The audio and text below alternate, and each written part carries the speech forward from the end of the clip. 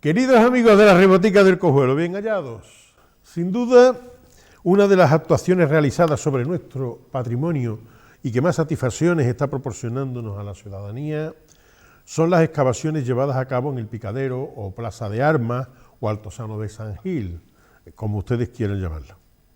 Desde 1999 que se inició el proyecto hasta la fecha de hoy, solo durante un periodo comprendido, entre 2003 y 2007, cuando urbanismo pasó a manos de quien consideró que algo así no merecía la pena y decidió sepultarlo todo, pues para abandonarlo a su suerte.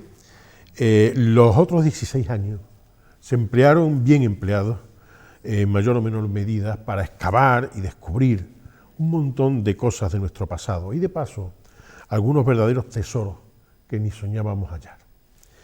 Lo último que provocó la expectación de los exijanos fue un gran mosaico de casi 40 metros cuadrados al que se le ha llamado Los Amores de Zeus, y se extrajo, se restauró y hace muy poco tiempo, muy pocas semanas, regresó para ser recolocado y expuesto en su lugar de origen.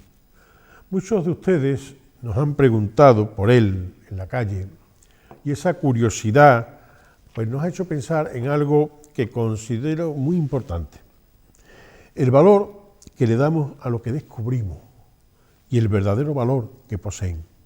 Porque muchas veces, entre los reflejos de algo reluciente, obviamos aparentes nimiedades que son de un inmenso valor para comprender nuestra historia y cómo vivían nuestros antepasados. Son los elementos que llamamos de la intrahistoria. De todo esto trataremos hoy. Y para ello, y como siempre, pues contamos con la persona que más y mejor nos puede ilustrar al respecto. Nuestro queridísimo amigo y compañero, que ya estará hasta la gorra de nosotros, Sergio García Diz de la Vega, bienvenido, arqueólogo municipal y un montón de cosas más, como ustedes saben, y por tanto director de estas excavaciones desde el primer instante de su acometida en el año 1999. Creo que en el programa de hoy vamos a aprender mucho y a mí me gustaría sobre todo que quedáramos con el contenido, con lo que queremos dedicar, a qué queremos dedicar este programa, ¿no? A esa parte de la intrahistoria a la que tan poca importancia le damos, ¿no? Y seguro que habrá cosas que nos van a sorprender. Agradeciéndole a Sergio que nos comparta una vez más con nosotros nuestra tertulia y dando la bienvenida a nuestros contertulios habituales. Nos falta Juan, que ha ido a comprarle los tomates a la mujer, pero que ya mismo está aquí. Pues tenemos a Rafael, a Javier y bueno, y a todos, como siempre, a los que ustedes quieran tomar asiento entre nosotros, pues para compartir un rato de nuestras cosas, que para eso estamos aquí. Y que ya comenzamos, sin demora. Bienvenidos.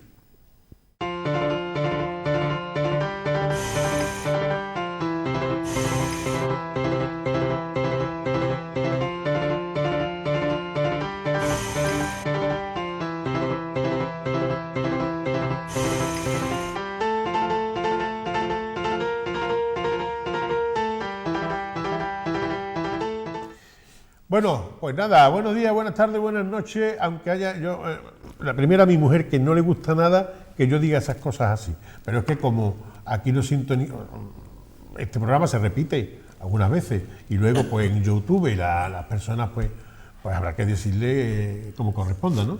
Buenos días, buenas tardes, buenas noches, lo que sea, lo que corresponda. Agradecimiento como siempre, una vez más a don Hermán Cuevas, aquel señor que nos escribió desde Estados Unidos y que nos decía que era descendiente de Jerónimo de Aguilar, ¿no? Bueno, pues nos vuelve a escribir, nos vuelve a dar otro toque y nos manda un mensaje que dice: felicidades por el más reciente de sus premios Espíritu Guerrero, gracias por la mención de mi persona unos 3 programas atrás. No hay nada que agradecer, ver y escuchar su programa, La Rebotica, es un placer y un aprendizaje de cultura e información sobre Écija y Andalucía. Siempre lo veo por YouTube desde Florida. USA, arquitecto Hermán Cuevas. Muchísimas gracias, amigo Hermán. Y en usted, pues personificamos a todas las personas que, lejos de Écija, de ultramar.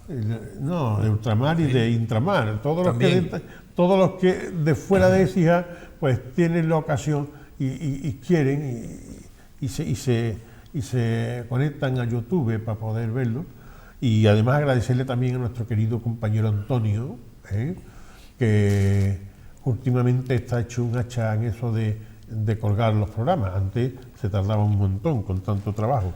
Ahora lo está haciendo francamente muy bien. Bueno, eso es lo primero. Lo segundo, el otro día hicimos un experimento, y se lo tengo que confesar a ustedes. Algunos lo han notado, porque me lo han dicho también en la calle. Yo lo noté el primero.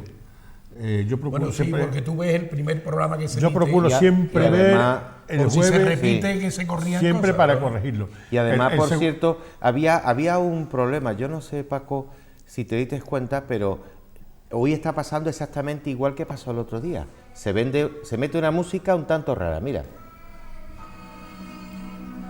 Cumpleaños feliz, te deseamos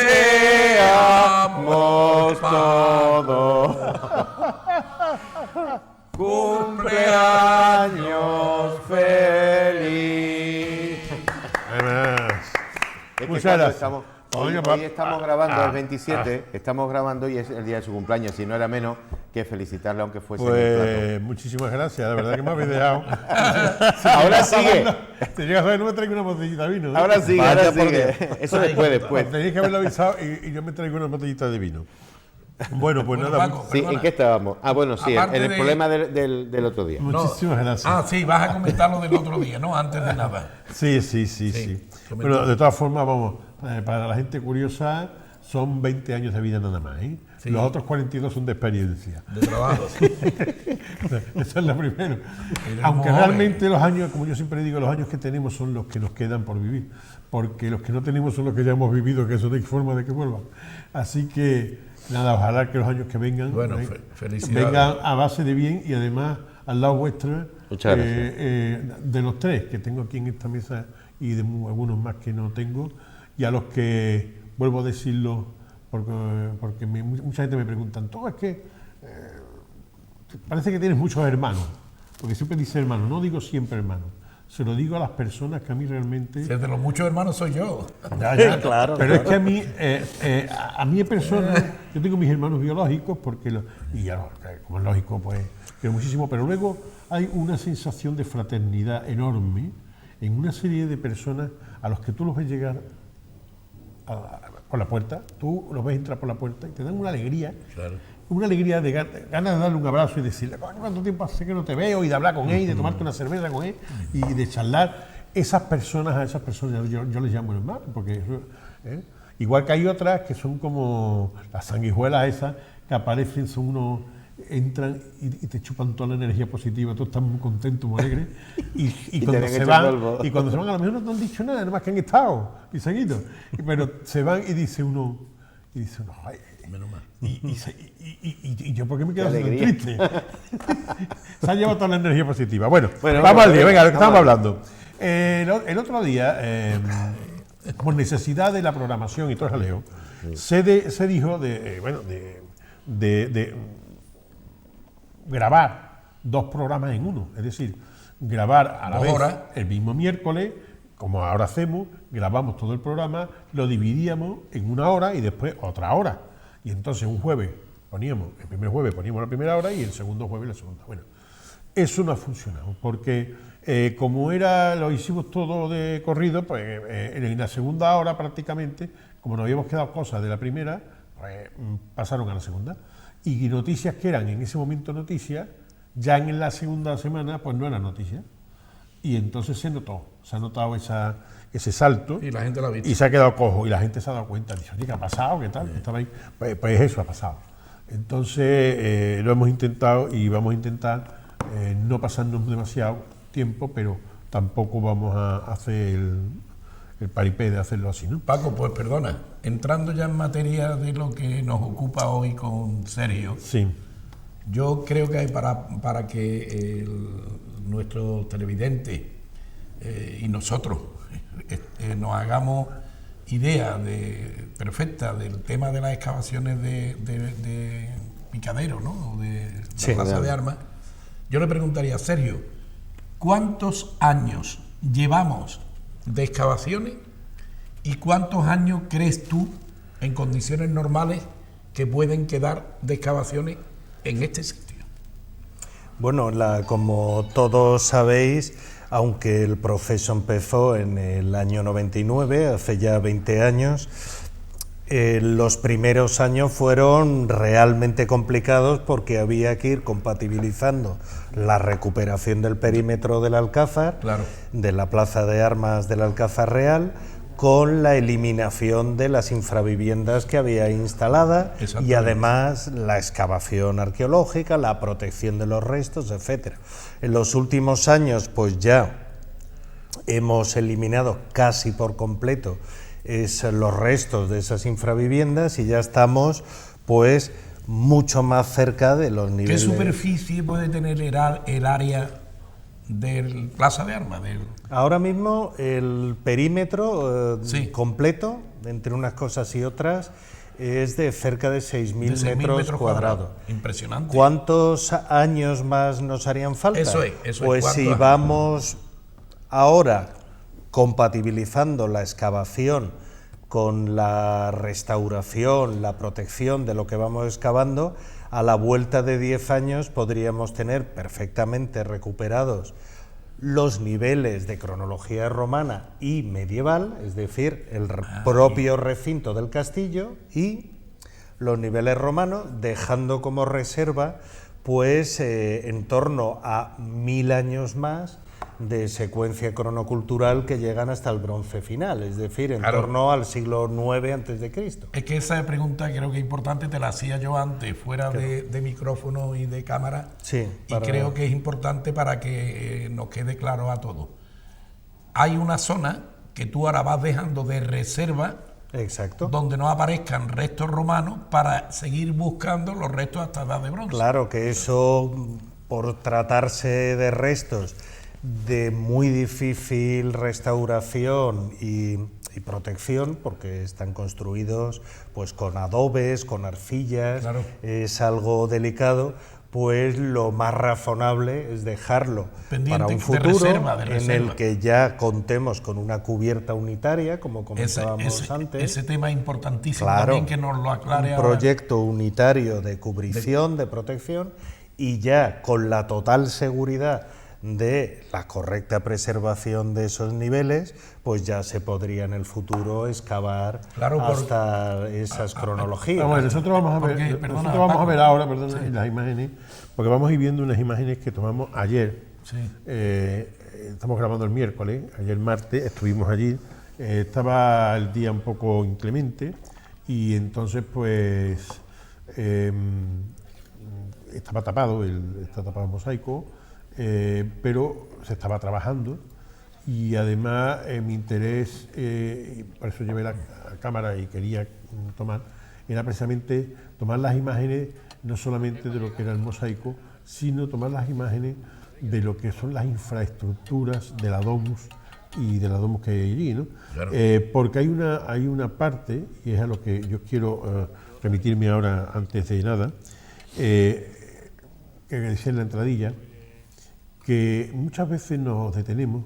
Imaginemos que un exijano tiene un Dalí en su casa y decimos, era un Dalí, un Picasso, pero está en esa casa. No está. Entonces, nosotros vemos un mosaico de una extraordinaria dimensiones y una extraordinaria calidad en un sitio, o varios, quiere decir que hay mucho dinero, que hay mucha riqueza, pero realmente cómo vivían también todos los demás, o sea, cómo puede vivir la comunidad esa, ¿no? Allí también están apareciendo restos en el Altozano de una calidad de vida del urbanismo, lo que era el urbanismo, lo que eran las obras de ingeniería, que son de una importancia tremenda. Además fue Sergio el que a mí me abrió los ojos en ese aspecto, hablando cuando hablábamos de la cañería de plomo. Las cañerías de plomo. Y ahí se ven esas imágenes. ¿Y los paramentos? Bueno, pero en esas imágenes vamos a ver cómo Sergio está limpiando con muchísimo cuidado la boca de uno de esos desagües de plomo. Gárgola. Porque claro, es lo que me decía, hay que pensar que, por ejemplo, un acueducto que es tan inmenso y tan enorme, a fin de cuentas un acueducto está hecho con un material bastante menos valioso, menos de esto, no a lo mejor, o más fácil. Es que la cuestión es que solo las ciudades realmente pudientes económicamente se podían permitir acueductos subterráneos de conducciones de plomo.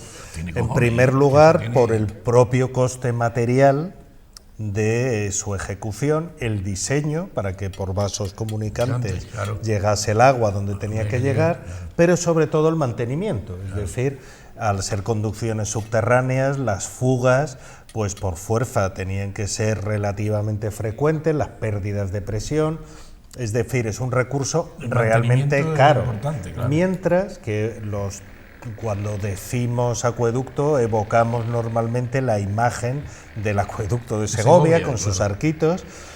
Se trata de obras no tan complejas desde el punto de vista de su ejecución, tampoco de su diseño, porque vas manteniendo una pendiente que te permite en un momento dado trampear con las alturas y sobre todo muy baratos de mantener, porque cualquier fuga, imaginemos el acueducto de Segovia, cualquier fuga se veía a 1 kilómetro de distancia. ¿no?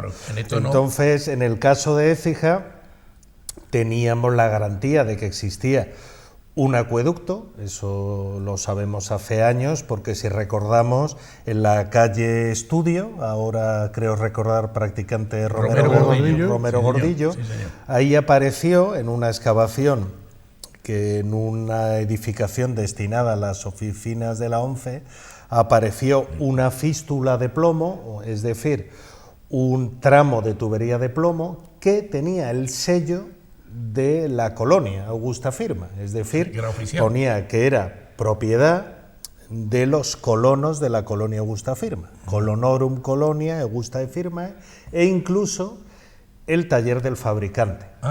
Se refleja que estaba fabricado ex officina Marco Aureli Cari, es decir, de un tal Marco Aurelio Caro, era el propietario del taller donde se había hecho esa tubería. ¿Qué ocurre? Que es una tubería de un calibre, de un diámetro, que solamente se puede ascribir a una conducción pública, eso aparte de que tenga un sello oficial de que es público. Pero eso era para llevar agua de consumo. De consumo, consumo, porque como aguas residuales, yo contigo he visto grandes por cloacas, las cloacas que nos aparecieron por la calle Merino, exactamente. Impresionante. Tú fíjate en un detalle curioso, y además el tío era sincero. Marco Aurelio Caro ya explicaba, ya iba diciendo que el que fuera allí al taller iba a costar la pena. Los dineros. Bueno, hay una no engañaba.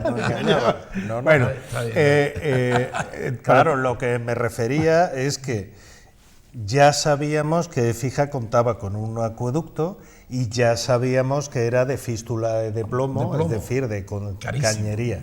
Pero hay una cuestión. Por ejemplo, cuando Hernán Ruiz II consiguió el encargo de la traída del agua a Écija, a ese expediente corresponde, por ejemplo, la fuente de las ninfas en el salón, las fuentes de las puertas. ¿Cómo lo hizo? Pues recurrió a conducir el agua con una serie de atanores cerámicos machimbrados a la parte más baja de la ciudad, y el edificio del Arca Real, que está en la calle Compañía, y una vez que había llevado el agua hasta ahí, ¿qué hizo?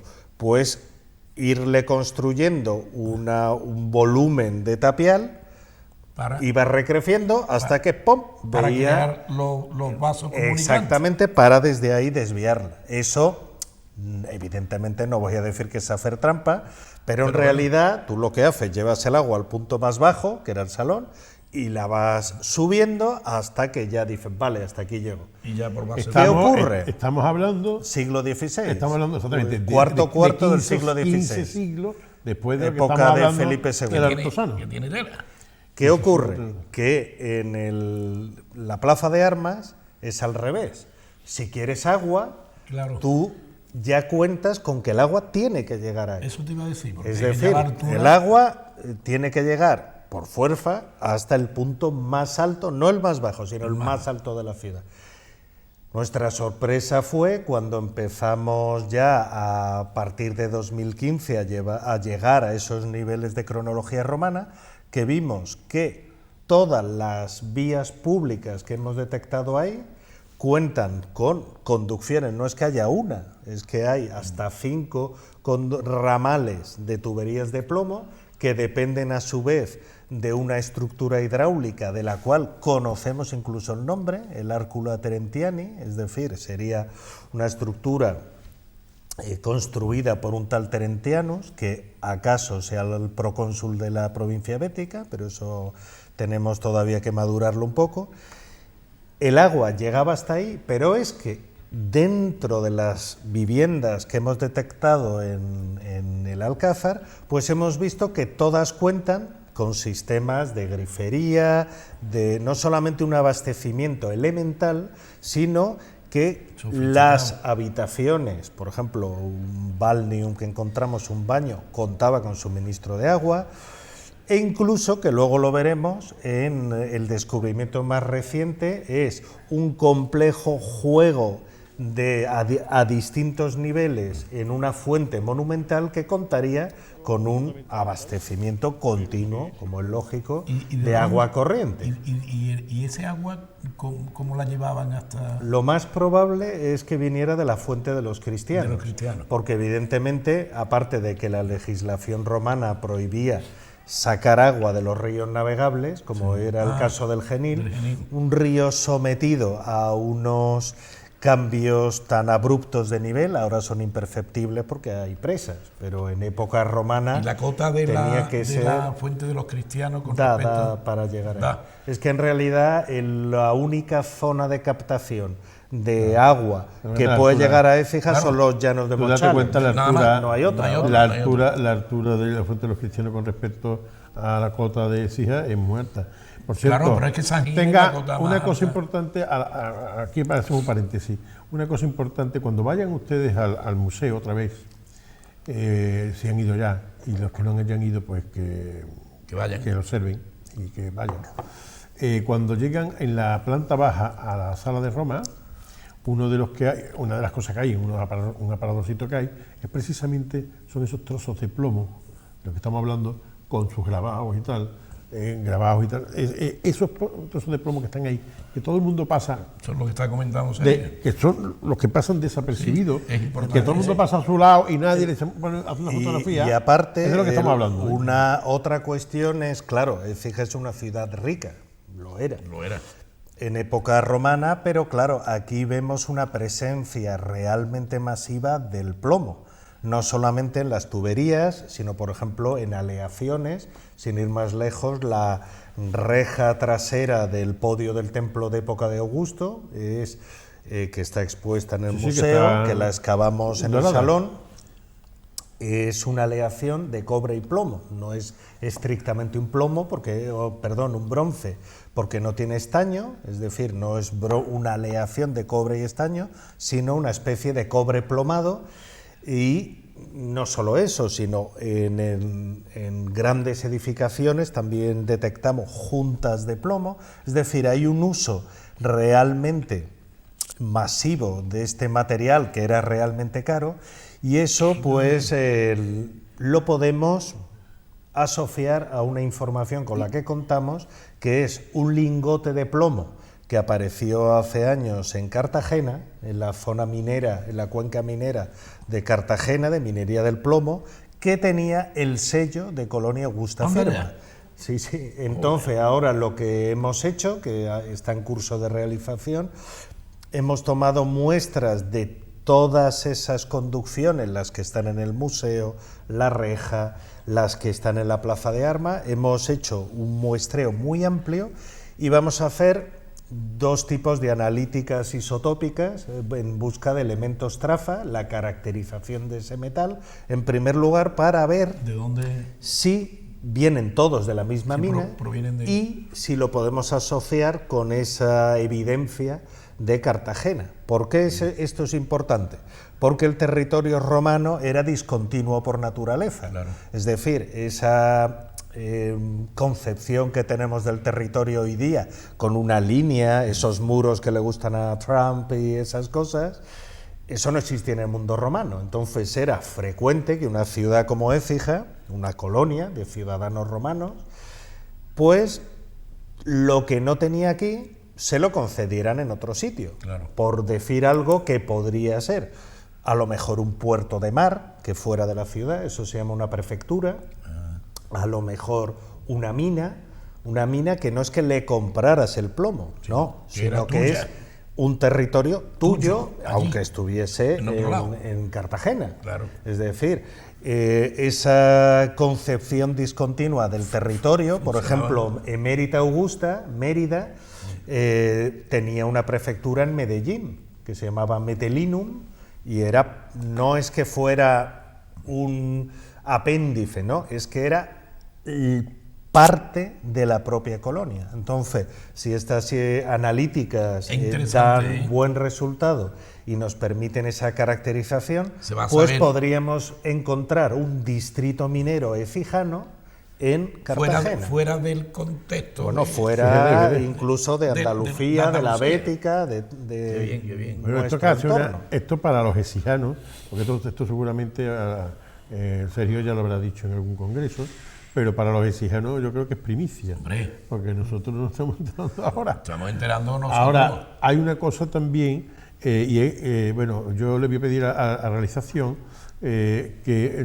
cuando estamos hablando ahora de este tema, que nos ponga una fotografía magnífica que nos ha enviado Sergio sobre no aquí, pero la van a ir viendo ustedes, con una vista desde arriba, desde lo alto, de lo que es allí en el Altozano, lo que es el peristilo, lo que era el patio y la fuente, y en el centro estaba esa fuente monumental de la que tú hablas, que estaba además que llegaba al agua, y lo hablamos por una razón. Ahí lo estamos viendo. Hay que tener en cuenta de que estamos hablando del siglo I-II, y estamos hablando de que el agua llegaba hasta allí, pero en un momento dado el agua dejó de llegar al picadero. No sabemos exactamente cuándo, pero bueno. Pero es que resulta que hasta que no llegaron los años 80, el agua 70, dejó 80 de llegar del al siglo picadero XX, y a toda esa del entrada. siglo XX, Claro.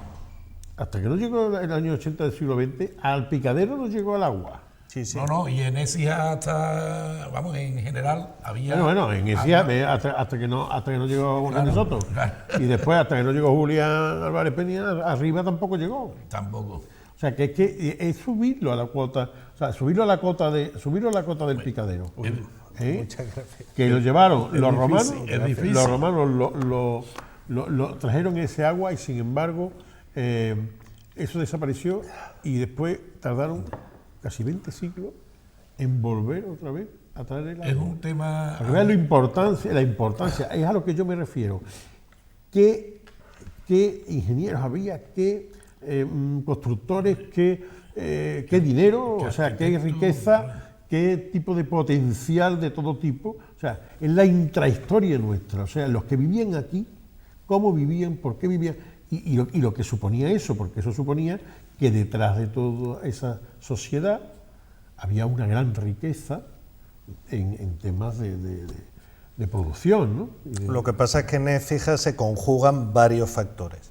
En primer lugar, y sabéis que me gusta insistir en eso, es que no se trata de una población desvertebrada, de aluvión, que haya ido llegando cada uno de su padre y de su madre. Hay otros procesos colonizadores, sin ir más lejos, el ejemplo del libro es América, donde llegaba diferentes contingentes de gente por oleada, sí, cada uno de su padre y de su madre, claro. Unos con oficio, otros sin oficio ni beneficio, etcétera. ¿Qué ocurre? Que aquí no, aquí llega un colectivo muy cohesionado. Estamos hablando de veteranos legionarios que pueden haber estado décadas conviviendo, que en muchas ocasiones a la hora de sortear los lotes podía incluso pedir ser sorteado juntos, de manera que esa cohesión se mantenía después de la fundación de la colonia. Vemos como sus mandos, los centuriones por ejemplo, pasaban a convertirse en magistrados de la colonia, votados por los ciudadanos, es decir, que el que se convertía en tu concejal de obras públicas, por ejemplo, edil, o tu dumbiro, es decir, tu alcalde, no era un personaje que podías tú verlo como una autoridad o no, no. Llevaba 20 años. Exactamente, 20 años de siendo vida. tu centurión. Claro. Aparte de esa cohesión, está el factor técnico. Estamos hablando de legiones que contaban con agrimensores, ingenieros, por supuesto arquitectos, todo tipo de artesanos, porque no olvidemos que la maquinaria de asedio muchas veces se hacía in situ. Tenemos carpinteros, canteros, etcétera. ¿Qué habitante en la época de más apogeo de las TIC romanas, qué habitante pudo llegar a tener? Esa es una cuestión que en realidad es muy espinosa, porque es muy difícil de saber, pero bueno, por una razón de partida, por la propia densidad habitacional dentro de una ciudad como Écija, y sobre todo entendiendo que el poblamiento en aquella época podía ser también, como el propio territorio, discontinuo, es decir, que la ciudad es un centro de representación, un centro político y administrativo, pero la población podía estar dispersa por el territorio, claro, y solo venir aquí, sí, pues a temas votar, oficiales, a empadronarse, a lo que fuera. Sí. Entonces podemos estar hablando, sin tirarnos mucho de la moto, sí, de unos 20.000 habitantes, podía ser algo razonable. A veces se hacen... Impresionante. A veces se hacen extrapolaciones o cálculos indirectos que son un poco ridículos, como por ejemplo, si tienes un anfiteatro grande, pues que tenías tantos habitantes. Pero claro, bueno, eso sería como calcular la población de Madrid a partir de sus estadios de fútbol, ¿no? Claro, sería ridículo. Entonces, en realidad, la clave de la población... La densidad, ¿no? Es también ver el tipo de explotación del territorio, claro, eso. El tipo, por ejemplo, de hábitat rural, no solo el urbano, sino el rural. Claro. Hay ciudades, por ejemplo, prácticamente sin gente dentro. Un ejemplo de Libro, en Munigua, que está ahí en Villanueva del Río y Minas, que es una ciudad sin ciudad, es decir, sí, está como si fuera un gran centro comercial, están los templos, su foro, termas, etcétera, alguna casa, zonas de necrópolis, pero casas prácticamente no hay. Muy poca, ¿no? ¿Por qué? Porque la gente vivía en el territorio, pero son ciudadanos de Munigua. Algo así pasaría en Écija. Y siguiendo con lo de antes, de dónde sacaba Écija la posibilidad de contar con este complejo sistema de suministro hidráulico, no solamente tenemos esa cohesión, no solamente tenemos esa vertebración y el contar con técnicos, sino los incentivos que recibieron los legionarios para instalarse aquí, porque podían haberse instalado en otro sitio donde la ciudad estuviese hecha, aquí había que hacerla. Es decir, sí, esos legionarios no vienen aquí a ocupar una ciudad, es que crean su propia ciudad. Eso claro, es algo muy importante. Claro. Y aparte, por supuesto, de esos incentivos, el contar con una economía saneada, como es la de la producción y exportación a gran escala del aceite de oliva. Claro. Otras cuestiones no menores, pues sería el contar con salinas de interior. Hay unas salinas de interior verdaderamente espectaculares en Écija, todavía hoy, la salina de Borreguero, de La Torre, etcétera, etcétera. Y, por supuesto, unos amplios territorios dedicados a la producción agropecuaria, con producción de cereal, de vino, etcétera, etcétera. Todo eso, conjugado, es lo que permitía el tener pues una red de abastecimiento y, como comentaba antes Javier, también de evacuación de aguas, pues al máximo nivel técnico de su época. Total, impresionante. Claro.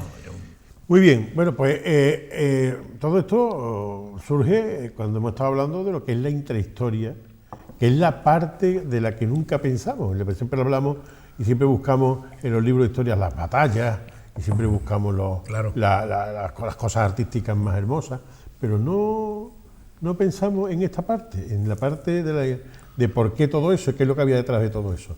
Y eso es importante saberlo, porque eso es lo que realmente nos hace ser lo que, bueno, es parte de nuestras raíces, por lo menos, parte tan grande que muchas veces uno dice, bueno, realmente medimos de ahí, porque muchas veces uno se sorprende con la cantidad de torpezas que hay ahora, ¿no? Que viniéramos de gente tan lista, ¿no? Pero bueno, vamos a ver, hay el mosaico de Zeus, sí, de lo cual me han hablado muchísimo. Una verdadera maravilla, por lo que se ve. Más de 40 metros cuadrados. Tenemos fotografías del sí, mosaico y yo le voy a pedir a la realización que nos vaya enseñando algunas de ellas para que, bueno, van a ser pocas, pero son muy, muy, muy interesantes. Claro, porque... Esa, por ejemplo... Comentabas que tiene más de 40 metros de... Bueno, en realidad esa es la estancia, pero el pavimento musivo tiene 37 metros cuadrados en este caso. Eso. Pues vemos que la habitación no es rectangular propiamente, sino que presenta unas alineaciones realmente interesantes, porque mientras que los muros que vemos en la imagen arriba y abajo, es decir, al este y al oeste respectivamente, son paralelos entre sí y a su vez con la trama de la colonia, nos encontramos con que el muro sur, que no, para el que lo vea le puede parecer totalmente descuadrado, está descuadrado respecto de la trama colonial, pero se alinea perfectamente con la orientación original de la primera fase de esa casa romana. Es decir, esta casa romana, en su fase inicial, tengo ya prácticamente como cuestión segura que se construyó, siendo romana, se construyó cuando todavía no estaba establecida la trama ortogonal del resto de la colonia.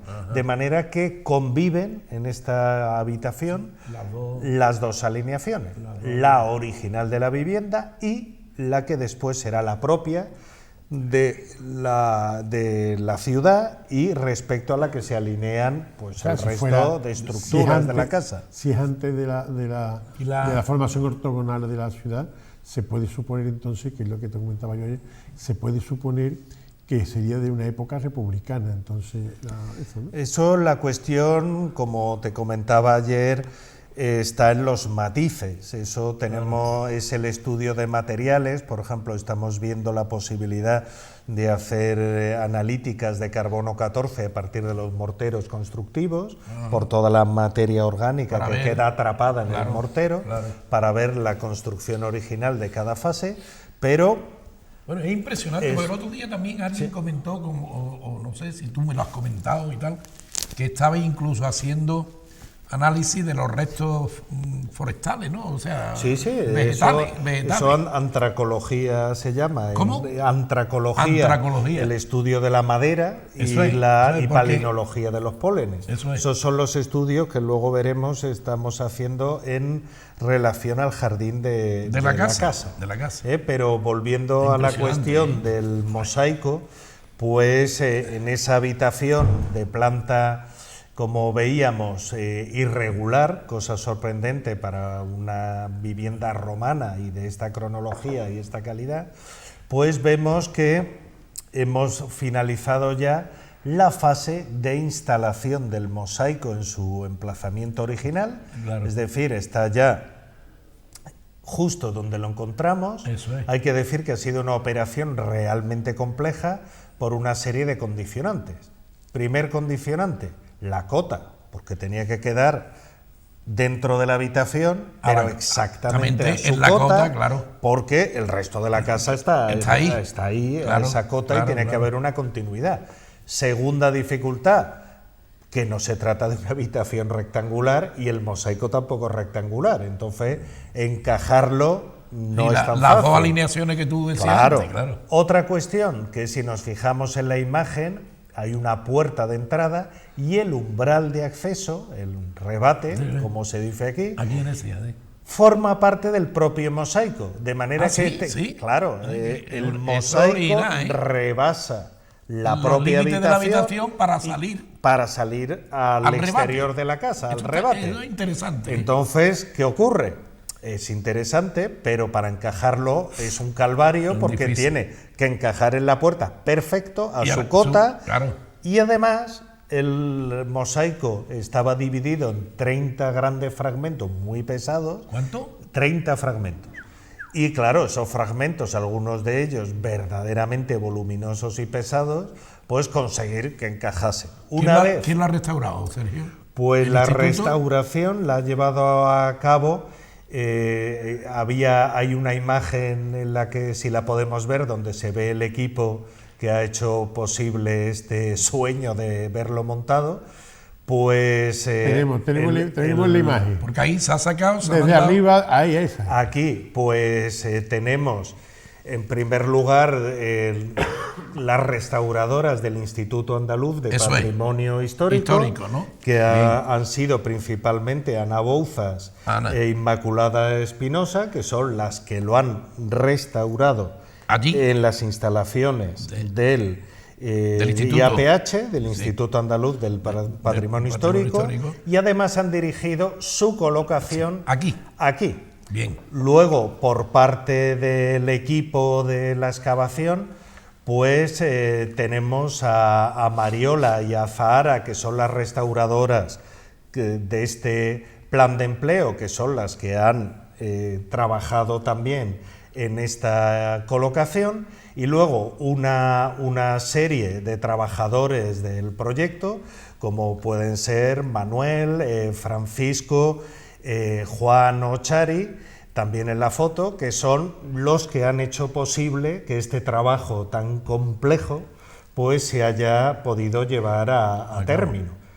Porque una vez instalado, no solamente se trata de encajar piezas regulares, sino que piezas tremendamente asimétricas e irregulares encajen unas con otras, y además las llagas que quedan, esa serie de fisuras que tiene de antiguo el mosaico, pues amortiguar el efecto visual lo más posible, rellenar esas grietas, y como si vemos alguna imagen de detalle, pues podemos apreciar la calidad del trabajo. Es decir, aquí tenemos la parte central del panel central, donde están representados en los ángulos las estaciones del año, es decir, en sentido contrario a las agujas del reloj, la primavera, el verano, que ha sido parcialmente destruido por una fosa de saqueo medieval. Arriba a la derecha estaría el otoño, que también lo hemos perdido, y cerrando la secuencia, el invierno, representado como una mujer con la cabeza velada.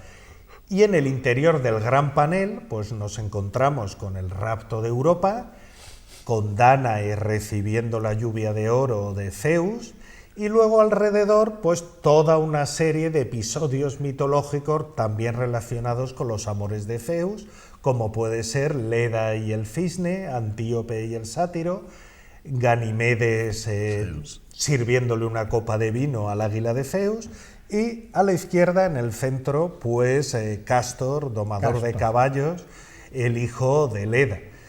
Hay que decir que de las 32 figuras que originalmente componían el mosaico, pues se han conservado hasta 30, es decir, solamente hemos perdido el otoño, la figura que estaría al otro lado, a la derecha, bueno, eso se había perdido, Cástor, en época medieval, claro, porque, claro, al que vea ahora el mosaico una vez restaurado, le llamará la atención que hay pues una laguna bastante amplia, pero que ha afectado sobre todo al patrón geométrico. ¿De qué material se tiene la terminación que no tiene las teselas? Lo que se va a hacer es, siguiendo los criterios contemporáneos de restauración, sí. es decir, un criterio de anastilosis que permita reconocer qué es lo que hemos aportado nosotros y qué es respecto lo que había. al original, pues lo que se va a hacer es pintar sobre estuco, es decir, hemos dejado una superficie de estuco, pintar sobre ese estuco las teselas correspondientes únicamente al patrón geométrico que falta y que podemos reproducir porque es algo totalmente simétrico. Sí. Por supuesto, las imágenes, sobra decir que no se reproduce nada porque, para empezar, no sabemos lo que había. Claro. Y ese juego... Ese criterio para mí es acertado. Claro, porque es que en realidad el problema era, por ejemplo, en el siglo XIX se reponía con teselas y una vez que eso va cogiendo pátina ya es imposible saber si es original o no. En este caso el juego es doble porque primero va a ir a una cota ligeramente inferior a la del mosaico, ligeramente inferior, y además, en vez de con teselas, va a ir pintado. ¿Qué ocurre? Que cuando se le dé un vistazo al conjunto del mosaico, estás viendo... pues se verá cómo funcionaba la habitación. Porque otra pregunta... Antes de que haga la pregunta, bienvenido a Juan, que se nos ha incorporado. Ya le ha hecho la compra a la señora, ¿no? Eso lo debe de. Qué bueno, qué bueno. No, que la pregunta te tienes era... dominado, machote. Escucha, y que... Te tienes dominado, decía, ¿quién no? Bueno, pues el jueves te lo tienes que ver completo porque te has perdido una parte impresionante. Es una gozada escuchar a Sergio. Hombre, muchas gracias. Sinceramente, no, te digo eso porque es que... Ahí tienes callado a Rafael. Yo llevo callado todo el programa. Porque hay que poner la máxima atención por lo muchísimo que se aprende y lo que te habla ex cátedra. La verdad es que lleváis razón, porque irradia sabiduría. Sí, bueno, no me queda nada. Sí, hombre, hay una pregunta, pero yo creo que hay preguntas que, aparte de que a mí me pueden interesar mucho, yo creo que al público en general. Hemos hablado antes de los 40 metros, tal, pero la domus en general, ¿qué superficie podía tener? La domus en general, eso no sé con si es oportuno ver ya el patio. No, bueno, ahora sí. O lo vemos más adelante. Pero lo que sí podemos confirmar, lo que podemos confirmar es que la domus, esta casa, colmataba la manzana de la que formaba parte. Es decir, que tenía entera. Al sur, es decir, en el lado de la Merced, tenía un límite marcado por el final la fotografía del patio, terraza constructiva. Ahí está, la fotografía del patio. Estaba al oeste, tenía un cardo, es decir, una vía norte-sur, y casi con total seguridad al norte, pues contaba con otro decumano, es decir, con una vía oeste-este, y al este con el siguiente cardo. Bastante. Mira, en las imágenes... Exactamente. Llegaba a lindar con la casa de un amigo mío. Javier. No, es el vecino. Javier, ya que Javier ha hecho esa pregunta y estuvimos ayer con las cámaras, sobre la marcha, yo voy a estar aquí hablando ahora mismo, estamos hablando, pero van a salir las imágenes que tomaste después, ayer, claro. las que cogimos ayer, y ustedes podrán ir viendo en esas imágenes las dimensiones de la casa, de la domus, pero además verán en el límite, van a ver esas grandes piedras que eran la de los cardus, la de la calle, que era la que de alguna forma separaba una casa de otra, claro. Una casa de otra. Verán que hay una parte, porque estuvimos ayer precisamente sobre el cardus, o sea, hay una parte que todavía no está descubierta del cardus, que es una parte de la que habrá que seguir excavando precisamente para ir tomando, ¿no? Pero se ve ya ese cardus y se ve el límite justo de la casa. Es muy interesante. Que las referencias están, y luego la casa es genial, es extraordinaria, ¿no? ¿En qué queda entonces? Bueno, si podemos ver el paramento que salió... Claro, ¿qué superficie? La cuestión es que... Cogía toda la manzana, pero... Que como mínimo estamos hablando mínimo de unos 400 metros cuadrados en planta. Bien. Eso como mínimo. Como mínimo, pero 400 metros. Entre 400 y 500 podía tener perfectamente, a no ser que se extendiese, porque la manzana no tiene por qué ser cuadrada. Claro. Por eso digo un mínimo. Mínimo porque es lo que tú hoy deduces de lo que está excavado. Pero sobre todo una cuestión que me gustaría insistir es que aquí lo verdaderamente singular no es la superficie, en absoluto, sino la ubicación. Hay que pensar que estos mosaicos, por ejemplo, la cota romana más alta que hay en Écija, es decir, la cota de uso, el nivel de uso más alto de toda la ciudad, corresponde al mosaico de los Amores de Zeus, a ese comedor, a ese triclín. ¿Qué quiere decir eso? Que cualquier ecijano romano que fuese dándose un paseíto por el foro en el siglo I, si desde el foro, allí, miraba hacia allá, pues vería una edificación que coronaba lo menos 8 metros, el resto, unos 8 metros unos hay. 8 metros, claro. En torno a eso, en realidad entre 7 y 8 metros es lo que hay, entre los 99 y pico metros sobre el nivel del mar, que es el nivel romano en el Salón, por ejemplo, y lo que nos apareció hasta también los en la calle 107 Mármoles, y pico, exactamente. Eso es. Hay una cosa y es que, bueno, un poco por explicar para que vayamos los tertulianos nuestros vayan. Hay una cosa que era la cualidad de la defensa para las poblaciones antiguas, que siempre se buscaba zonas altas para poder defender la ciudad. Es con la paz romana, cuando llega ya a Augusto, a principios del siglo I, cuando baja la ciudad, normalmente la ciudad romana, abajo, y cuando empieza a existir ese urbanismo romano.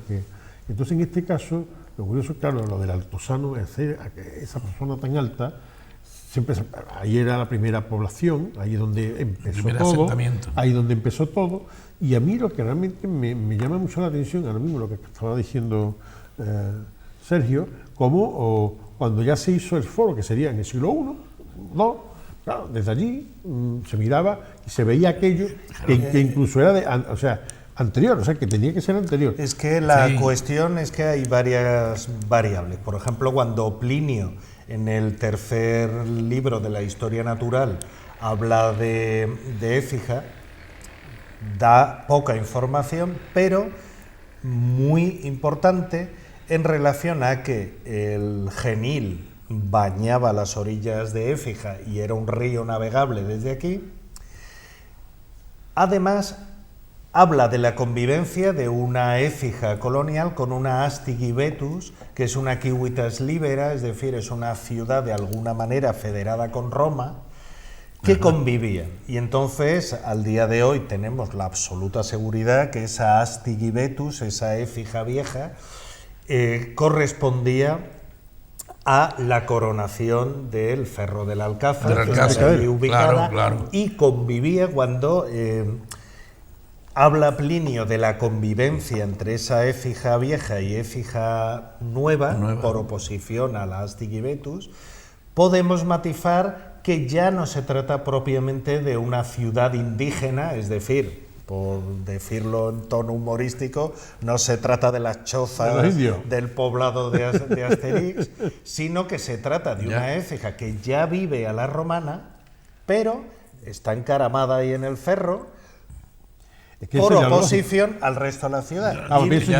Y lo digo por una cuestión, porque los testimonios epigráficos, las inscripciones que aparecen arriba, hacen mención a una serie de personajes que podemos asociar como esos astigitanos locales, no romanos, pero que forman parte de las élites locales, se romanizan, adoptan nombres romanos y viven a la romana. Esto es muy importante en la parte de arriba del cerro, es decir, que aunque uno pueda decir, bueno, porque a veces se extrapola lo que no se debe, bueno, este será el centurión que se vaya a vivir. No, porque Écija, al ser una ciudad federada con Roma, cabe esperar que los primeros que quieran vivir a la romana y los primeros magistrados sean locales, sean indígenas, y ocupen esa parte mientras Claro. el resto de las legiones y pobladores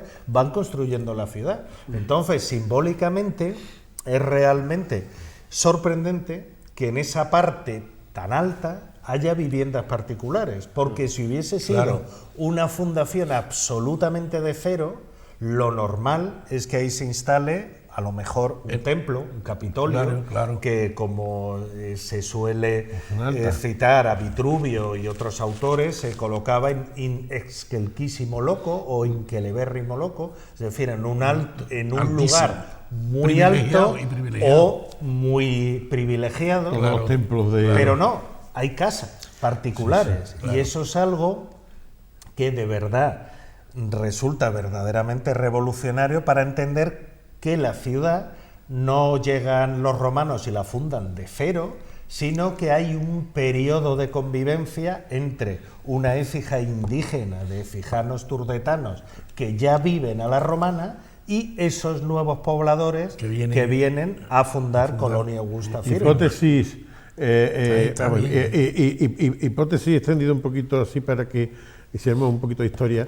Los romanos, cuando llegan a Hispania, en la Segunda Guerra Púnica, estamos hablando del año 218 a.C., y empiezan y vienen hacia abajo, hacia la parte de Hispalis, y claro, pasan por Écija. Écija no la pueden dejar fuera, tienen que estar adentro, aunque no se diga nada, tienen que estar. Entonces, durante 200 años, antes de la fundación de la Colonia Augusta Firma, durante 200 años, Écija estaba aquí. Pero Itálica estaba en Itálica y Hispali era Hispali, y entonces, quiera o no quiera, Écija tenía que estar. ¿Qué ocurre? Que cuando una colonia se formaba, cogían a los legionarios veteranos, que es lo que estamos hablando antes, gente que ya con 20 años de servicio, y le daban tierras y le daban lo retiraban. Claro, lo retiraban con sus beneficios. Eso no ocurrió hasta que no fue fundada la Colonia Augusta Firma, aquí en Écija, pero sí existían esos pobladores antiguos que, en efecto, cuando ya llegó aquí Roma, tuvieron nomás... Vamos, que no tendría más remedio que Josecá, ¿verdad? Como se dice, ¿no? Aunque... No, bueno, vamos a ver, hay una cuestión. Una colonia puede ser un premio o puede ser un castigo. Existen las colonias de castigo, que en las ciudades rebeldes se masacra a la población, se vende a mujeres y niños como esclavos y se ejecuta a los varones, y se funda la colonia de cero. Eso es muy frecuente en las ciudades pues, que han estado en el lado malo de la guerra civil, por ejemplo. Pero en el caso de una ciudad como Écija, que ya Plinio dice que es una ciudad libre, una civitas libera, ojo el matiz, civitas no se refiere tanto a la ciudad física como a la comunidad de ciudadanos. Sí. Es decir, hay una comunidad libre aquí, reconocida en la historia natural de Plinio, y luego una Écija integrada, una Astigi integrada por esos nuevos pobladores. Entonces, lo que comentaba Paco, en este caso, se trata de una colonia que, por las pruebas arqueológicas que tenemos, pues parte de una convivencia entre los pobladores originales y los romanos. Es decir, por resumir, hay una continuidad poblacional de la Écija turdetana a la Écija romana. Hay una continuidad. Eso es lo más interesante de... Claro, eso es realmente... Oye, ¿y sobre el mosaico de las dos caras qué pasa? Pues ahora mismo la cuestión es finalizar el proceso de integración in situ del mosaico de los amores de Feu. Está aquí, ¿no? Sí, sí, bueno, en el Palacio de Peñaflor está almacenado. Restaurado ya. Bueno, estamos en ello.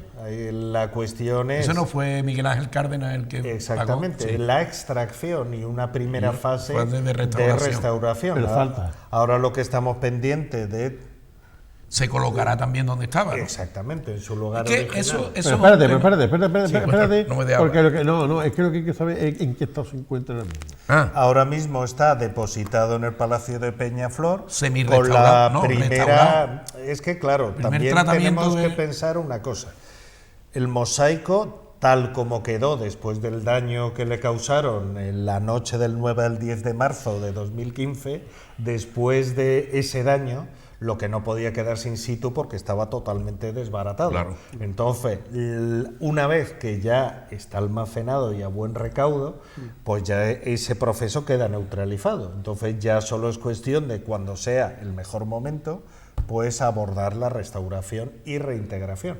Lo que pasa es que ahora, que si queréis podemos verlo, después de la aparición del peristilo, es decir, del patio central de esta casa monumental, pues cobra una nueva dimensión este mosaico. Es decir, ese estaba en la misma casa que... La misma. Eso corresponde al despacho, al por despacho, decirlo así. sí. El tablinum es el despacho donde se recibían las visitas en la casa. A los clientes. Entonces, Sí, ¿qué es sí. lo que ocurre? Interesante, Que en esta fase de excavación hemos dado un salto cualitativo en el siguiente sentido.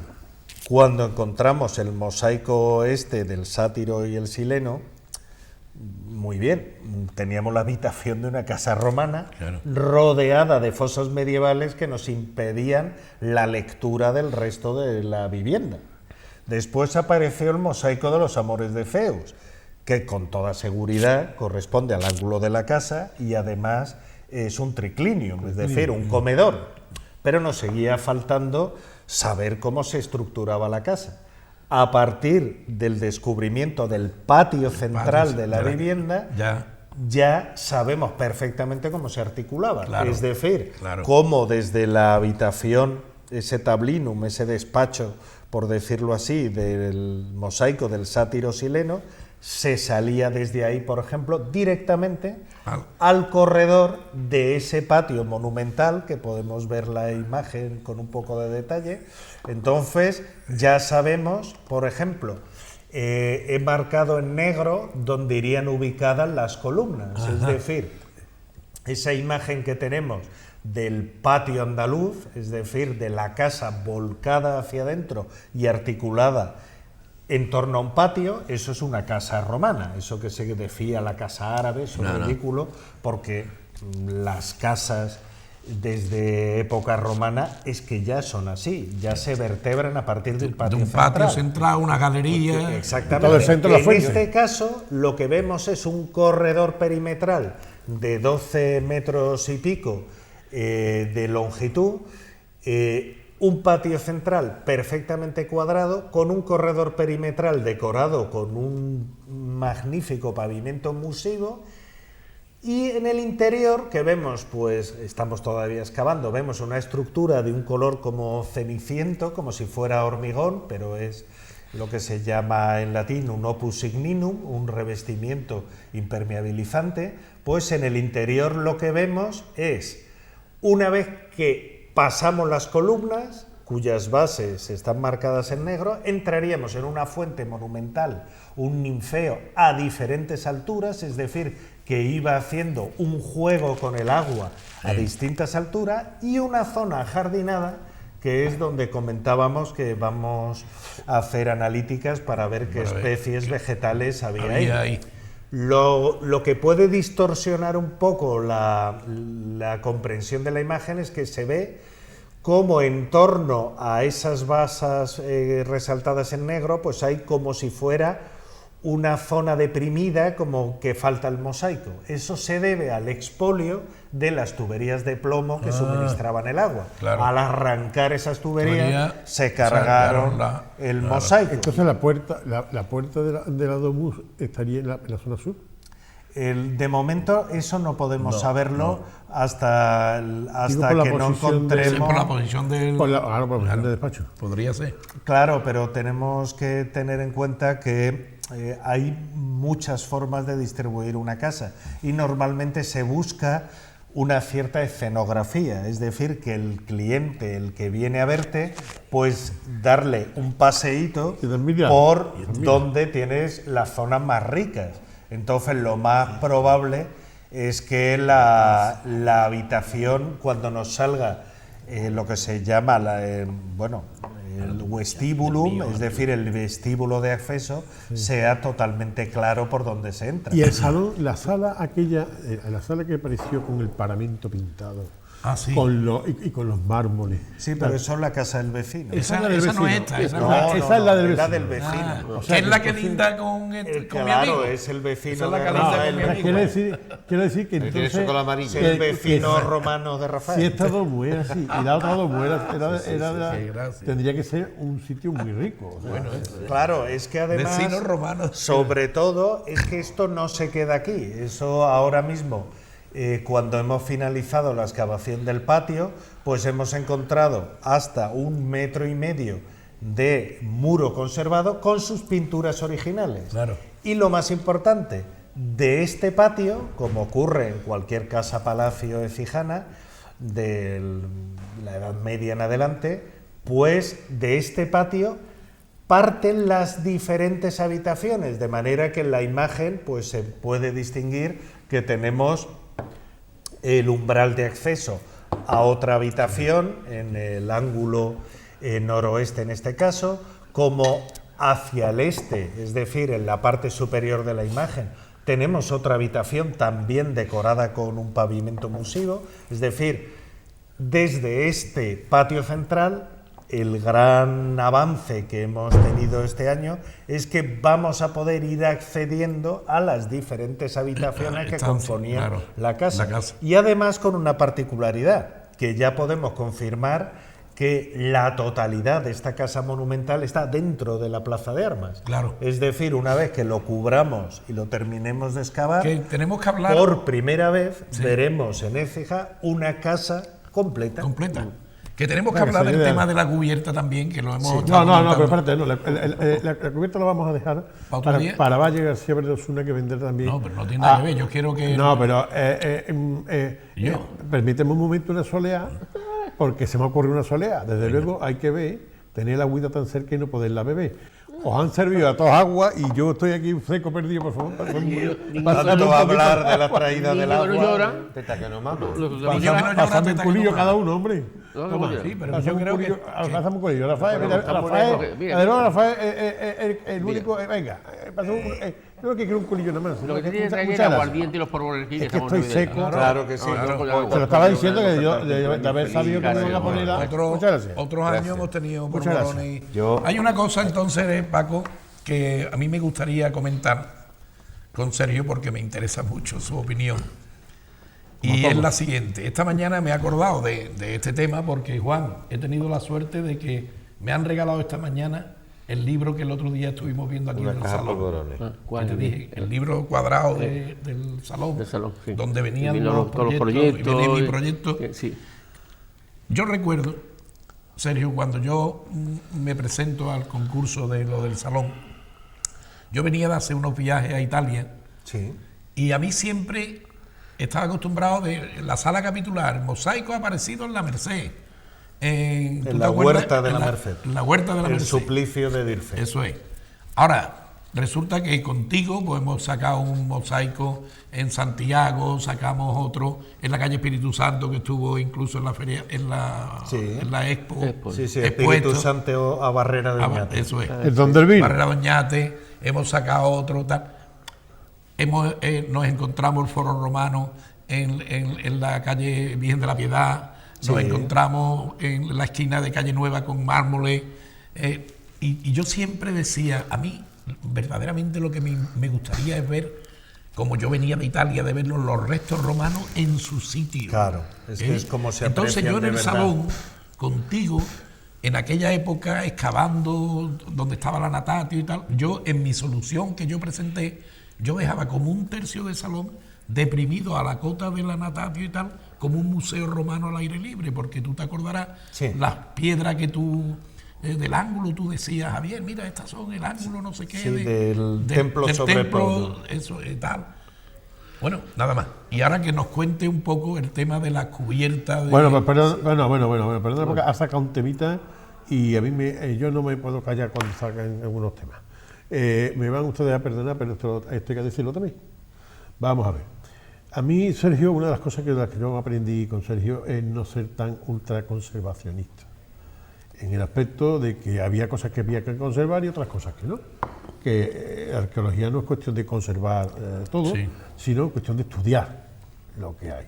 Entonces, hay estructuras que no tienen mayor valor económico ni mayor valor artístico, pero sí tienen un valor científico muy grande para saber esto, cómo vivíamos, lo que hacíamos y tal. Y muchas veces salen cosas y además que ponemos peros y tal, cuando es mucho más fácil no ponerlo y poder estudiar. Eso nos pasó con Erico García en una obra allí en la calle Virgen de la Piedad, precisamente, que nos permitió conocer el ángulo sureste del el límite sureste del foro, gracias a que le dejamos nosotros, ¿verdad? Bien. Igualmente que eso, esto es lo contrario. Hay quien arrambla, y eso hay que tener un poquito de conciencia, porque hay promotores que cuando ven que en su casa o en lo que ellos tienen pensamiento, porque querían hacer un sótano o cualquier cosa y aparece algo, lo que hacen es arramblar con lo que hay allí antes de destinar, para que no vayan a hacer que me paren la obra. Eso hace mucho tiempo que pasaba, Paco. Eso ha pasado. Sí, eso ha pasado hace muchísimo bueno, tiempo. Eso ha pasado. Antes de estar este señor. No, ya. Perdona, y después, perdona. Quien mentalizó al promotor y después, de que había. Él estaba con nosotros, ¿te acuerdas? Con programas de radio mentalizando al promotor que había que hacer las excavaciones, que además las tenía que yo me alegro que ahora no pase. Hombre. Yo me alegro que ahora no pase, pero que pasaba. No pasa. ¿Qué pasó? Con total seguridad. Hoy no pasa. Me alegro que ahora no pase, pero que ha Ni pasado. hace 20 años. Ha pasado en muchas ocasiones y yo sé de casos ¿Tú que. sabes por ejemplo, un sitio concreto? Hombre, nomás no, que por haya ejemplo, pasado? mira, tú fíjate. No lo digas. No, ¿Ha yo pasado? te yo te voy a decir, no quiero meterme, pero voy a decir, por ejemplo, el mosaico tan extraordinario que tenemos nosotros en la sala de mosaicos del Palacio de Peñaflor, Palacio de Benamí, perdón, el que tenemos el triunfo de Baco. De Baco. Que es el cuadrante inferoderecho, el que tenemos, que nos faltan las otras 3/4 partes. Sí. ¿Qué pasa? ¿Vale? Allí después sobró en el otro lado, sobró en la casa de al lado. Y se sabía que allí tenía que estar la otra parte del mosaico.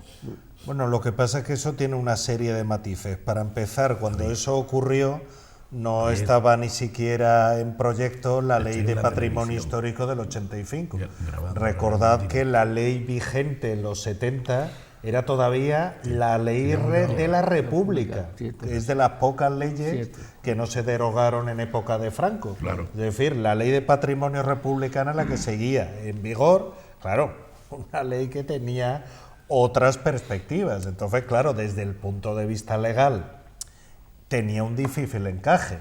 Es decir, lo que ocurre es que el problema de los juicios presentistas es juzgar a la Écija de los 70 con los criterios de la Écija del siglo XXI, porque eso es imposible. Si uno sigue, diría, pero si lo moderno antes era demoler la muralla, era lo moderno. Entonces, ¿qué ocurre? Hay que decir que Écija es un verdadero modelo. Ojo, los ciudadanos de Écija son verdaderamente modélicos, aunque esté feo hablar bien de la gente, pero es verdaderamente modélico cómo se protege hoy día el patrimonio. Sí, señor. No ya solo por la continua supervisión municipal, la inmensa labor de amigos de Écija, por ejemplo, claro, la mentalización sino que se ha que llevado a cabo, el conjunto de la población está defiende mentalizada a defender y lo valora su patrimonio, eso Claro, hay que decirlo. sí, señor. Porque en cuanto uno da un paso fuera de Écija,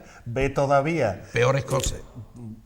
peores casi en cualquier sitio, iguales en pocos. Es decir, y aparte un tema que ha mencionado de pasada Javier, no olvidemos que aquí el pagano, es decir, el que paga esto, es el promotor.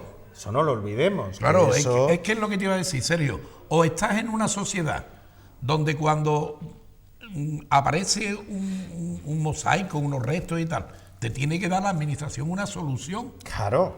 O bien tú respetas eso, o bien se extrae y se conserva, por eso fuera de, porque como no sea en un sitio público, claro, tú no puedes dejarlo expuesto y tal. Vamos a ver, yo me alegro. Usted me paga mi casa. Yo me alegro de todo lo que se está. Usted me paga mi casa, yo me voy.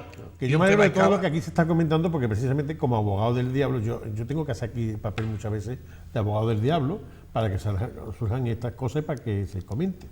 Porque una de las cosas que más hemos defendido, y yo recuerdo, tú recuerdas de la Comisión Local de Patrimonio, cuando el tema de las murallas, por ejemplo, que eran bienes de interés cultural, era que, bueno, que un propietario que tiene en su casa, en su propiedad, un lienzo de muralla, tiene una carga que no vea, porque es el responsable de que no se nos caiga aquello porque es bien de interés cultural.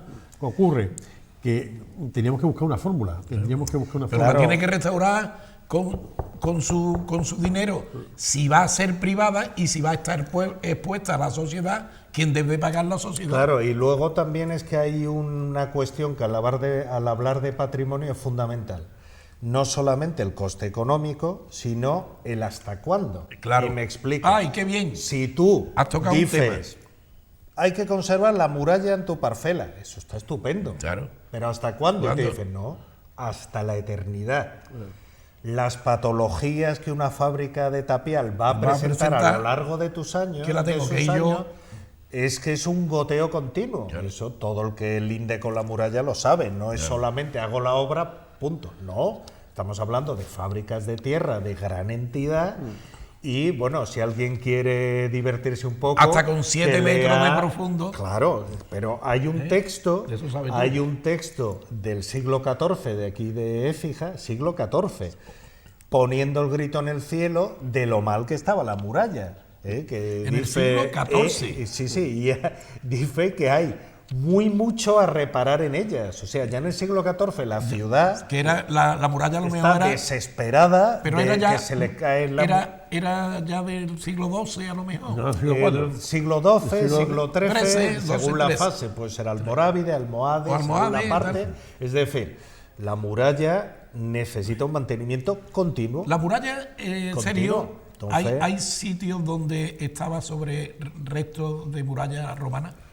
De momento no ha aparecido en ningún sitio No. donde inequívocamente Esa es una apoye cosa sobre la romana. Pues mira qué importante ¿Y la pregunta. por qué lo sabemos? Porque hay muchas excavaciones que se han hecho en la que aparece, por ejemplo, una obra que hiciste tú en la calle Bodegas, que Sí. recuerda, aparecieron Sí. unos torreones, Unos torreones, espectaculares, sí, es incluso uno inédito Sí, que que es verdad. apareció. Pues ahí, por ejemplo, había estructuras romanas que pasaban, casas que pasaban debajo de la muralla. Debajo de la muralla. Entonces, hasta el día de hoy, Claro. la muralla de la colonia no No, nos ha aparecido. no nos ha aparecido, Por vale. gentileza del califato de Abderramán III, no tenemos muralla romana. Romana, porque probablemente se destrozó totalmente. Claro. No, probablemente no, se destrozó totalmente. Vamos Y a ver. interesantísimo. Que, ¿eh? que Es un libro. anda que no batalla yo nada con aquello, con eso de que el puente era árabe y que no era romano, porque nos lo cargó a Abderramán III. Vamos a ver, vamos a ir acabando. Yo me alegro que esté ya aquí Juan. Una de las cosas de las que íbamos a hablar, que no hemos hablado. Perdona. Ni vamos a hablar ya. Lo de las porque cubiertas de San Gil, Ni vamos a hablar ya. de la plaza de armas y tal, lo dejamos para otro día. ¿no? Sí, no, es que eso es fundamental. Pero Sí, es que tiene que hablarnos serio Vamos a porque ver. No, son temas lo muy único importantes. que hemos comentado con Javier, que que hemos como cogido imágenes. arquitecto es quien mejor lo conoce, es que algo que le hemos tenido mucha prevención en la Plaza de Armas es a la cuestión de las estructuras permanentes. Es decir, Efectivamente. para muchos parques arqueológicos, entornos arqueológicos y demás, la muerte ha sido hacer una inversión monumental en una cubierta que luego ya te condiciona los usos, queda rígida. te deja tieso como la varilla de un cohete en la parte presupuestaria y además te impide la visita, la investigación, etcétera. ¿Qué ocurre? Que de momento, eso va a llegar Fía Verde, que es la arquitecta que ha ido llevando el expediente durante todos estos años, muy prudentemente, y ella lo explicará, ha ido haciendo estructuras reutilizables que luego podamos cambiar de sitio y usar donde nos haga falta. Y poner una unitaria.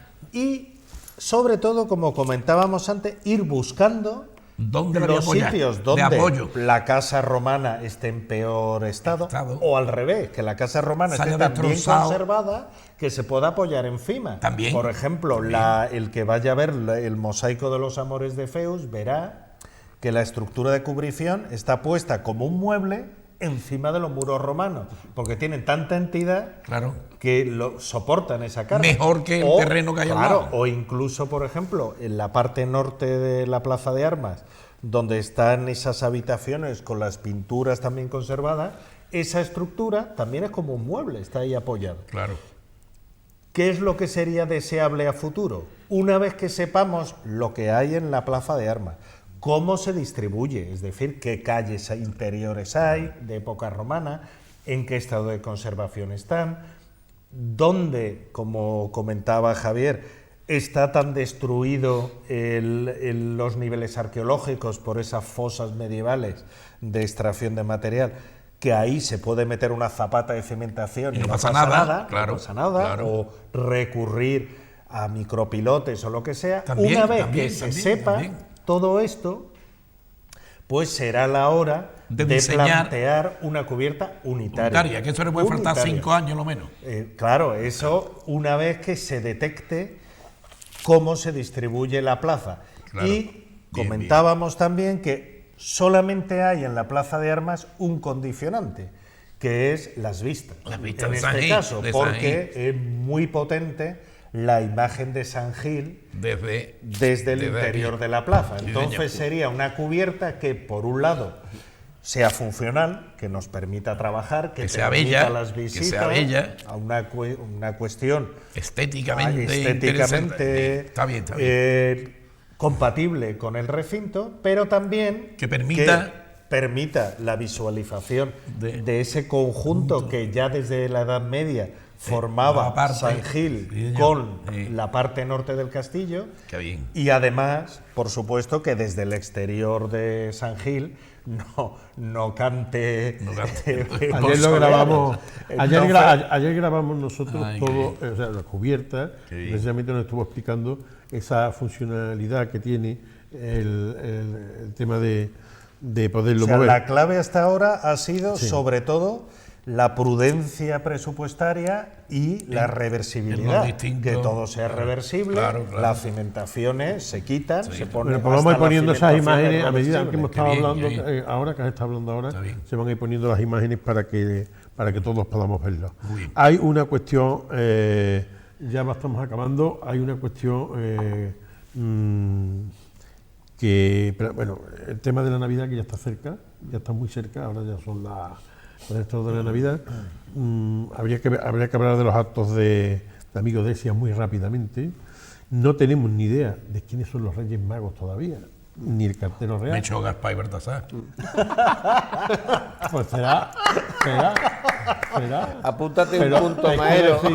Apúntate un día, por increíble que parezca. Pero que es que todo el mundo está preguntando, oye, ¿y los Reyes Magos? Es verdad, y los Reyes Magos, verdad, y ya digo, bueno, pues mira, voy a preguntarlo allí, que a ver qué pasa con los Reyes Magos. Bueno, entonces, este año hemos sido todo malo y no. El cartero real sí se sabe. Hay dos pregones, el pregón de la esperanza y el pregón de la Navidad, que vienen ahora. Sí. El pregón de la Navidad lo da aquí nuestro queridísimo compañero Javier Madero. Lo presenta nuestro queridísimo director. Para que todo se quede en casa, para que todo se quede en casa. Eso pasa como con lo de los premios Espíritu Guerrero, igual. Que después hay una comida. Nos quedamos tomamos caña de lomo y queso. Después hay también comida. Claro. Bueno, muy bien. Temas de Amigos de Écija que hay por ahí pendientes para esta semana. Para la Navidad, como todos los años, hacemos los clásicos conciertos. No es Navidad, el concierto de banda sonora, que está teniendo un éxito tremendo, tanto así que los conciertos de banda sonora los hacíamos en N4, que no nos costaba nada, pero debido a la cantidad de personas. A mí me gusta mucho más en el N4. Sí, pero el problema es la imposibilidad de darle. Municipal, ¿no? Claro, tenemos que ir al teatro municipal por el aforo, porque hay muchísima gente. Cuando van a N4, lo que ellos tienen, los asientos que tiene, y no podemos incumplir. Pero es que el problema del teatro, Juan, es que la banda se pone arriba en el. Sí. Entonces, los LED que ellos encienden evitan que los que estamos en la sala podamos ver las imágenes en el N4. Lo bueno que había es que como la banda estaba en el sitio de... Sí. y los sillones son hacia arriba, en estilo griego, ¿no? Como sí, no, que está eran los que más muy bien sabían, diseñado. que eran los que más sabían. Teníamos la pantalla enfrente y no nos despistábamos, veíamos perfectamente la imagen y no nos estorbaban las luces. Esas luces estorban bastante, habría que buscar una fórmula para evitar eso. Pero Paco, el tema es si fuera que posible. nosotros el N4 lo hacemos y nos encanta porque no nos cobra nada, ¿eh? No, encima del teatro nos cuesta. El teatro nos cuesta dinero. El teatro nos cuesta, el ¿cuánto? problema nuestro es que la capacidad es limitada. No. Y entonces, Mira, Rafael se extraña. ¿Cuánto cuesta el teatro? no vamos a ver. Que el ayuntamiento te No, cobra. sí, hombre, Paga, que sí, lo no, diga, no, hombre, no, ¿cuánto sí, cuesta? sí, porque tiene personas que eliminan la API, la limpieza, todo eso. No. ¿Cuánto cuesta? Bueno, no vamos a ver. Que lo diga, No, hombre. cutre, vamos a ver. Aquí lo decimos todo. No, sí, yo lo sé que hacemos. Total, eso. Luego, ¿qué pasa? El concierto este pues lo hacemos en el Teatro Municipal, el Teatro San Juan, y lo venimos haciendo porque de verdad es que ahí asisten muchísimas personas. Luego tenemos el concierto de Reyes Magos, que lo hace Miguel Aguilar, la banda de Miguel Aguilar, también acuden muchísimas personas, y el concierto de Navidad... El concierto de Reyes Magos siempre lo ponéis, tenéis la manía Sí. de ponerlo siempre a la misma hora y el mismo día que el pregón de la Navidad. Este año no. Este año va por ¿Ahí? Sí, ¡Hombre! Nos aprendemos al final. Me alegro, se va aprendiendo, muy bien A ver, hecho. ¿no? Muy bien hecho. Lo que sí es esto, mire, y luego hay un concierto de Navidad que es la famosa banda del Pío, Sí. que lo hacemos en Que el la- casino, de Año Nuevo. en el casino también. el artesano. Entonces tenemos 3 conciertos, más la presentación de algunas conferencias, tenemos un amplio programa y eso, ¿no? Y la verdad es que para nosotros una alegría participar con música y con actividades para enriquecer la fiesta de la Navidad, ¿no? Me mandaron un correo, me han mandado un correo, por otro lado también, es que ya van mandando los correos, eso yo se lo agradezco mucho a la gente, y nos han mandado un correo precisamente sobre de quien lleva ahora el resucitado, de una presentación que se va a hacer del almanaque solidario Cofrade a favor de la Asociación contra el Cáncer. Y se va a hacer dedicado a Nuestra Señora de la Alegría, con una foto cedida por Manuel Reyes García, presentado por Claudio Carrasco Soler. El sábado, este sábado que viene, a las 6 de la tarde, en la cervecería de la estación. Se va a hacer. Además, va a estar allí nuestro queridísimo amigo Juan Manuel Díaz Baena. Cosa que para mí me es un... Yo tendría que estar en Osuna, voy a estar en Osuna, y no voy a poder estar con él, pero mi idea hubiese sido haber estado con Manolo, porque Manolo, para un tema de esto como es el cáncer, se echa la pata para Gariro es el presidente de la claro, y asociación. él echa una pata para adelante, y a Manolo es digno de escucharse siempre. Siempre. Manolo es un hombre Siempre. ¿vale? Lleva razón.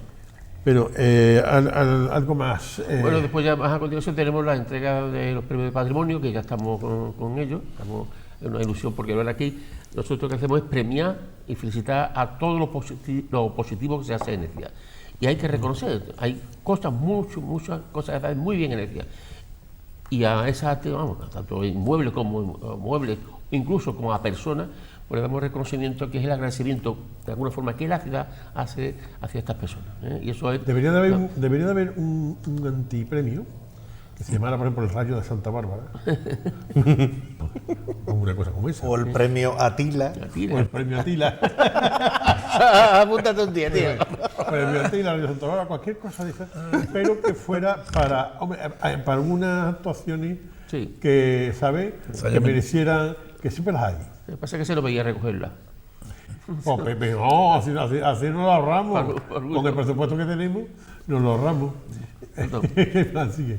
Pero está muy bien. Bueno, me refiero, ya adelantaremos con todas las actividades que estamos haciendo y sobre todo, bueno, la Navidad hay que llenarla de alegría, de activación y de actividades, pues que tengamos también, y como tenemos tiempo libre, pues lógicamente acudir a estas celebraciones que llena de actos, ¿no? Nuestra Navidad, ¿no?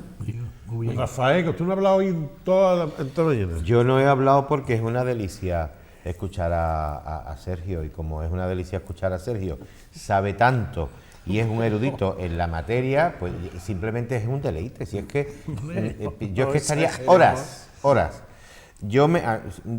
Un apunte solo. A lo que has dicho, Sergio, amén. Sí, bueno, Y qué suerte tenerte y qué necesario no seres, hijo. muchas gracias. De verdad. Eso primero, nunca decaigas en esos empeños, en ese ímpetu que le pones a tus cosas, porque aparte de ser un señor muy elegante y ser un trabajador nato, vas a dejar mucha huella en la historia de esta ciudad. La única No, pena dicho- es que no lleven las luces de las torres, tío. Si las llevara, estarían iluminadas las torres. Yo de la luz de las torres, Ya es lo que me faltaba, que nadie tome no, nota de eso. Eso va para el tío Calambre. El tío Calambre, ¿dónde está el tío Calambre? Que le voy a dar poco yo al tío Calambre. Las bombillas de las torres, hombre, Por favor. están todas apagadas ya. Mira, el sábado nos vamos a Osuna porque le van a dar un homenaje a don Rafael Manzano, la Asociación de Estudios Usunenses, y es que es una delicia ir a Osuna. Qué asco más bueno, qué cosa, qué regustillo por el cuerpo, los mirones, ¿verdad? Cuando vamos allí y vemos todo aquello tan extremadamente iluminado. No, pero el sábado Es que es de el sábado día. que Es de día. da igual. Hay que echar un tiento y echar flores a los pies de quien tenga aquello también conservado Sí, en que su verdad, nombre. sí, que verdad. Hay que decirlo. Bueno, dicho sea de paso, la Academia, el día 28, Herbario de Sombras, José María Jurado García Posada, y lo presenta la ilustrísima señora doña Rocío Fernández Berrepal. Maravillosa donde las haya. Yo no tengo que decir más nada. ¿No? Simplemente volver a decir lo que he dicho al principio. Feliz cumpleaños, director, y a ti, Sergio. Amén. Muchas gracias. Muchas gracias. Bueno, Vamos a ver. Yo que voy a decir que este tío que sabe mucho, ahora lo bueno sería que dijera, ¿Estás de acuerdo? "No, todo lo que os he contado es mentira".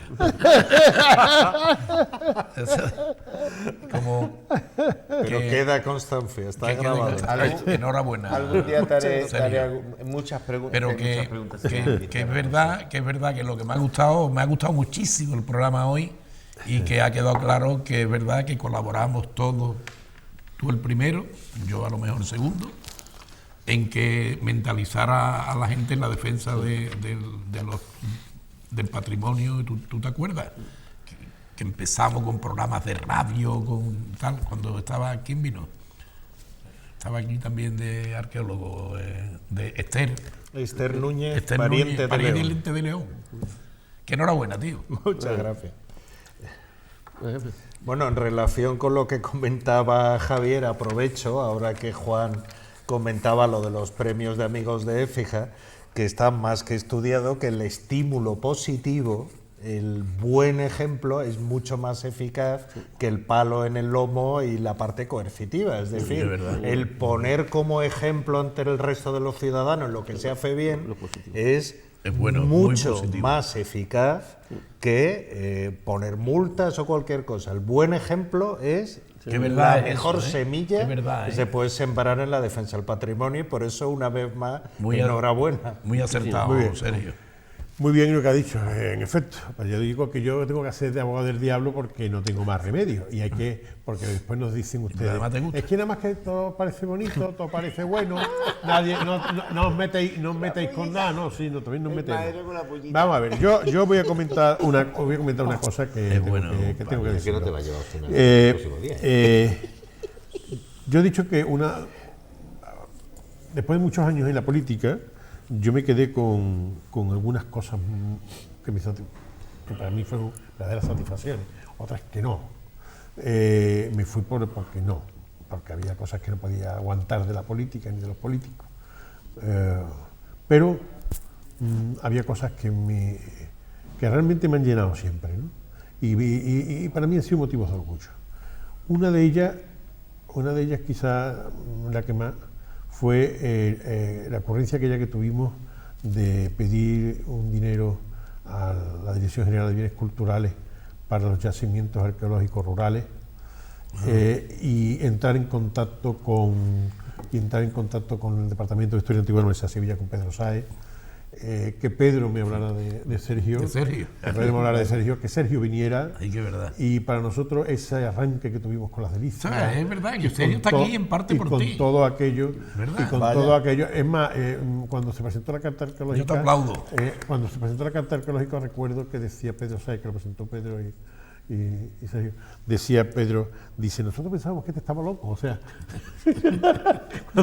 pero es que era de empeño, ¿no? Pero es una de las satisfacciones que quedan, que por suerte, porque fue de rebote, que nos llegara un hombre como Sergio, que a mí me pregunta muchísima gente de fuera, cuando yo hablo de Sergio y comento y hago algún artículo y los mando y tal, y me dice, bueno, ¿y ese tío qué hace ahí? ¿Qué hacen ese? Y ese hombre, ¿lo tenéis que allí en Ecija? Digo, sí, hombre. Dice, bueno, ¿y ese cómo que es? Ese como que está en Ecija. Bueno, pues está. Dice, ¿y ahora por qué no hablamos de espeleología? Encantado que estoy. El valor magnífico, intrínseco que tiene él como persona, como Eso es lo más científico, importante. como todo. Además, que desde que lo conocí, la verdad he luchado siempre, he procurado siempre para que se quedara. He intentado por todos los medios que se quedara. Intenté en su momento que le dieran el... coño, en los fijos, ya, oye, venga, el contrato, después que el fijo. Vamos a hacerlo hijo adoptivo, coño, vamos a hacerlo hijo adoptivo. Vamos a hacerlo académico. Hacemos, o sea, siempre procurando que él se sintiera unido a Écija y es una de las personas más enamoradas de Écija, por supuesto, y que más han hecho por Écija y que más nos ha aportado a los écijanos en estos últimos años, sin lugar a dudas. Yo no tengo duda ninguna. Yo tampoco. Que sin él aquí nosotros tendríamos otra conciencia de lo que es Écija. Entonces, en honor a él, bueno, en todo lo que hemos estado hablando, porque él fue el que me enseñó, me habló y me, vuelvo a decirlo, me concienció de la importancia de esa intrahistoria de la que yo hablo aquí, de que no era todo lo bonito, lo fabuloso, los tesoros, los mosaicos, no, sino el urbanismo, las cosas que hacían que los ciudadanos de entonces vivieran bien. Y la sabiduría que tenían los romanos para eso, ¿no? El mundo latino. Bueno, pues una de las cosas que ellos tenían en su día a día, en su intrahistoria, en su vida cotidiana, que además es muy difícil conocerlo y saberlo, era la música que tenían. Tenían ellos también sus instrumentos, tenían instrumentos como la tibia o como la pandera, en fin, una serie de... Y yo estuve buscando loco perdido porque yo quería hacer algo distinto para ponerle el fondo a las imágenes que hemos cogido de allí, de coger parte de esa intrahistoria, una música. Y después de mucho buscar en internet me he encontrado una página que se llama valdemusicablogspot.com, en la cual una señorita, Milagros Montes Machuca, se ha pegado ha hecho una labor magnífica, extraordinaria, rescatando fragmentos y rescatando temas de... Y bueno, y hay una música de la antigua Roma, una sinfonía pánica, que vamos a poner de fondo a las imágenes que grabamos allí en el Altozano, en agradecimiento, en homenaje a Sergio García Diles y a todos los que allí arriba están cuando hace tanto calor y cuando está lloviendo y están allí batiéndose el cuero para que tengamos una cosa de la que sentirnos orgullosos los écijanos. Va por ustedes, va por ti, Sergio, por todo tu equipo. Muchas gracias. Y que vaya la cosa muy bien, descansen. Bien, ahí la has dado, tío. Enhorabuena. Directo, y feliz cumpleaños de nuevo. Eso, feliz cumpleaños.